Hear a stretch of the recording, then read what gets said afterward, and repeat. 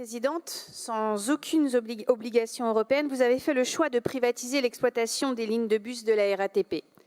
Vous le faites sans aucune consultation des Franciliens ni mandat démocratique. Ce Big Bang dans les transports publics n'était pas clairement énoncé dans votre programme lors des élections régionales.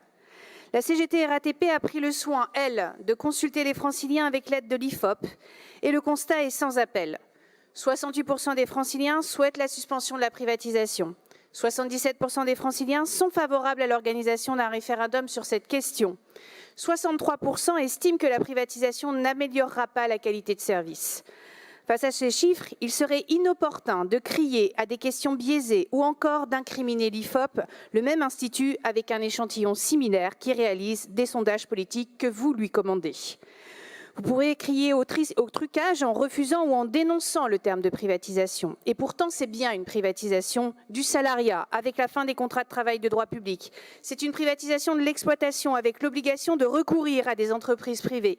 C'est une privatisation des profits avec des dividendes reversés à des actionnaires français, allemands, canadiens, anglais ou italiens au détriment de l'État.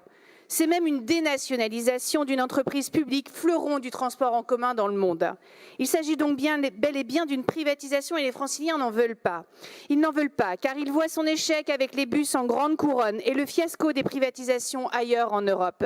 Ils n'en veulent pas et ils s'inquiètent, comme nous, d'une autorité organisatrice des mobilités devenue passoire et dont la gestion des appels d'offres interroge.